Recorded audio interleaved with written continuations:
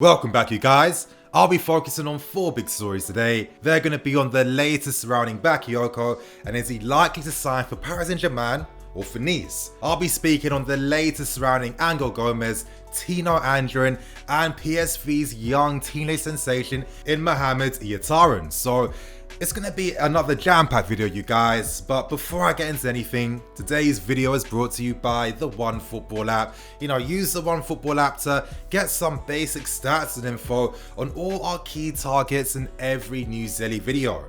If you want to see how Ihattaren has performed for PSV, see it for yourselves. If you want to get the basic lowdown on Gomes, see it for yourselves. It's convenient, it's quick, and I guarantee you'll use the app daily.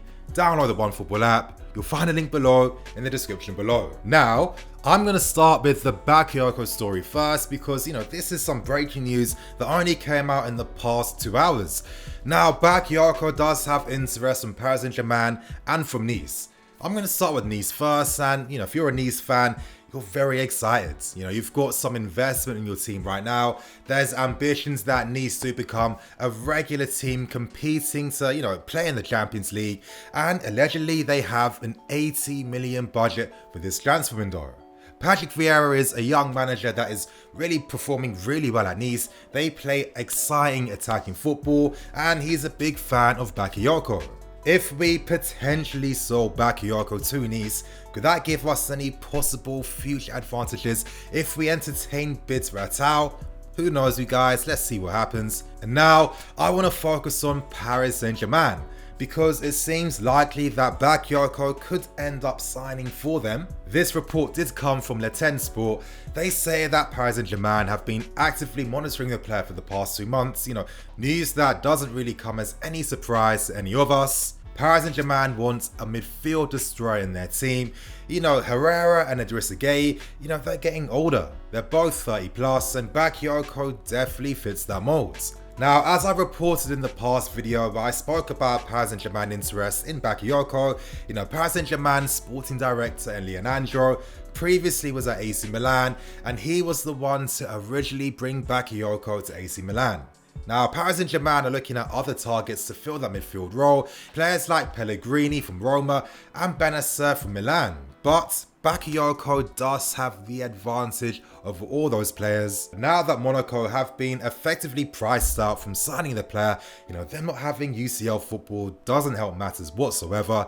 It seems like Paris Saint-Germain can get their player if the price is right. Now, here's where reports do get interesting, because they say that we have placed a 35 million valuation on Bakayoko's head. However, Paris Saint-Germain only want to spend up to 30 million to secure the player. Now, if we were Tottenham, this deal is effectively over, because, a 5 million valuation difference would be a big deal. However, I feel like this is something that both clubs can really negotiate over and hopefully find the best terms. Now, could that be that we get the 5 million subsidized in other ways?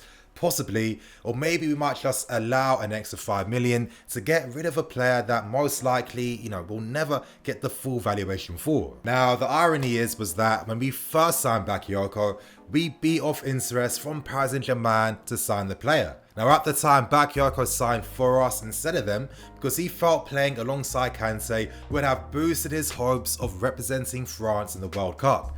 Unfortunately, that wasn't to be. And if you're asking me, I feel like Bakayoko is not going to miss the chance to sign for Paris Saint-Germain. Now, reports have stated that Bakayoko has expressed big interest in signing for them, and now with the Euros being postponed to 2021, it's obvious that if he did sign for Paris Saint-Germain, playing in a team that has Neymar and Mbappe, that's going to boost his hopes of playing for France, exponentially. So if you're asking me, I feel positive that a deal could be done.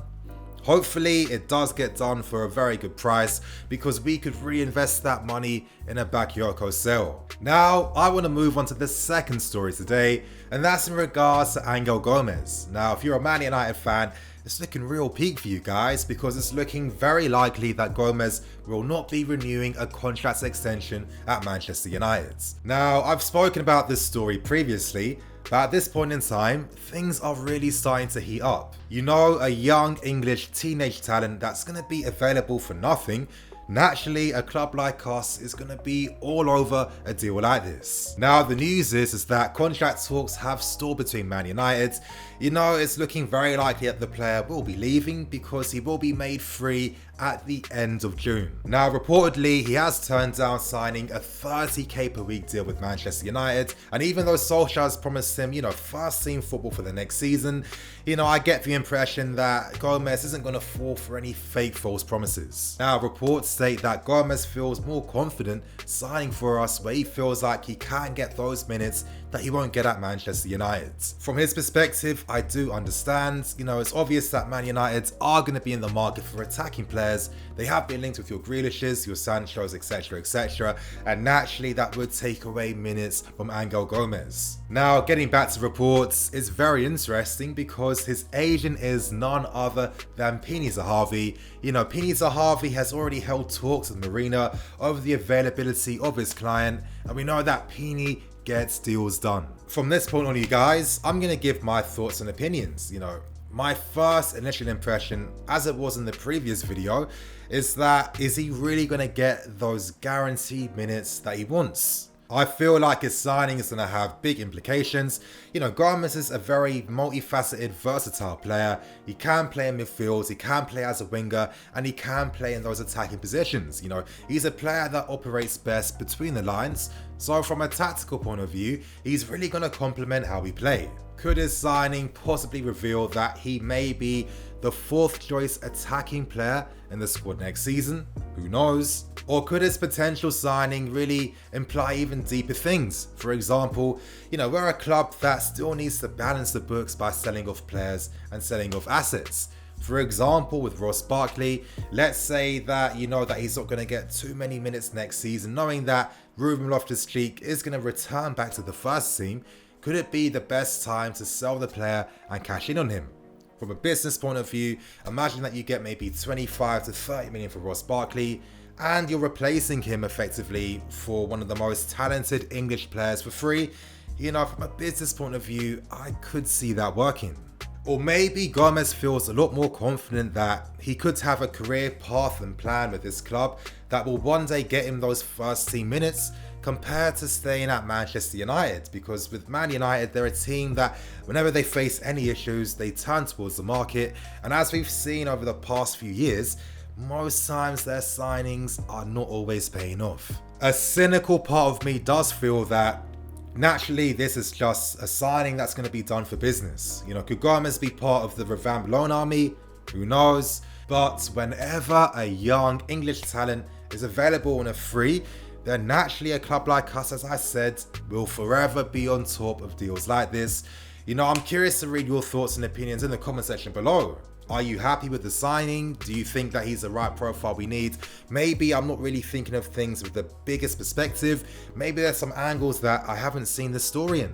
So if you guys have your thoughts and opinions, make sure to comment below. Now you guys, we now move on to the third story today, and I want to talk about Mohamed Ihattaren.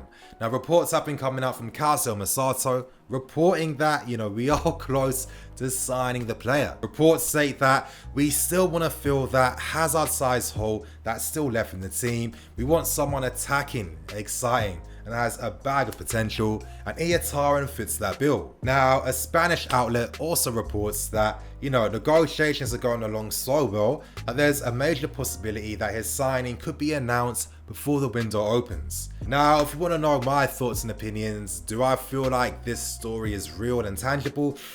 I don't think so, you guys. I think this is completely false. However, do I think the club have been actively scouting the player? 100%. For me, I don't see any tangible links really happening until the distant future. Naturally, he's one of the brightest teenage talents in world football. At PSV, he has played consistently, and they feel like he's one of their brightest hopes in a really long time. For now, I feel like we are in a position where we can afford to monitor the player from a distance, you know, naturally maybe hold some informal talks and keep in contact with the player and his reps. You know, naturally in football, this is a business practice that is just so commonplace, and it would make sense because we do have an amazing business relationship with PSV, and for now that we are stacked with players in that position, And now that we just recently signed Hakim Ziyech, who is like an older, experienced version of Ihattaren, I feel like if we were to make this offer real and tangible, it might not be best for the young player's career. As I'm saying, we can afford to monitor from the distance. Let's say in the future, when we've assessed other players in the team, and maybe we've come to the realization that, okay, Ihattaren is an upgrade to other players in the team, then I'm sure that these links and stories are going to resurface. But for now, I think it's just slow news day. People are just gassing up stories. However, Ihattaren is definitely a player that we need to keep our eyes open for any future possible links. And now you guys, I want to end today's reports with the final story focusing on Tino Anjorin. Now reports have come out from a Nigerian outlet reporting that Man City are a club, alongside clubs like Manchester United, Liverpool, Arsenal and Borussia Dortmund, who have all been scouting and monitoring Tino Anjorin. Now their report states that Man City are actively monitoring the player for a possible future transfer. We all know that Anjorin is basically close to signing a new 5-year deal, so if Man City had any hopes of signing the player in the not too distant future, they're gonna have to wait a bit longer. To end with the news, the article does suggest that Man City, out of every other team, have scouted the player for the longest time, actively following the player throughout the 19-20 season. Now to give my thoughts and opinions, when I first read the story, I just immediately brushed things off. However, I did reread what they said. They weren't suggesting that Man City are looking to sign Anjorin right now. They just stated that they may look to sign the player at one point in the not too distant future. From Man City's perspective, they do have a lot of key players that are aging right now, and Anjorin could be a possible signing for them in the not too distant future. With Anjorin, realistically, we don't know whether he's going to stay with the team next season or get a loan move. If you ask for my opinion, I believe that he may get a loan move because players like Mount, Tammy Abraham, Reece, etc. have used loan moves to obviously cement first team spots. Right now, if Anjorin was to stay with the team, I don't think he'll get those consistent minutes that maybe he should get at his age right now. And if he was to get a loan move, that's going to allow him to express himself, grow in confidence, but most importantly, learn to get to grips with the demands of playing professional football at this level. I think realistically, when Anjorin is between 20 to 22 years old, if he isn't getting consistent minutes in the first team, would it be a surprise if Man City were to make a move? I don't think so. And maybe at this point in time, Man City want to position themselves in a way where if Anjorin one day decided that, you know what, I need to leave the club to progress my career, Man City hypothetically could be the ones leading the race to sign him. However, at this point in time, I'm only speaking from a hypothetical point of view. With Anjorin right now, the fact that he's close to signing his new deal is really exciting. He has a massive reputation. He can play in midfield and he can play in the attacking mid positions. He's had a big reputation and it's going to be very exciting to see how Anjorin develops at this club. But anyway, you guys, I'm going to wrap things up and keep things moving. Remember to like, comment and subscribe. I'm in the FC. This is Blue Lions TV. I'll see you guys later for some more videos.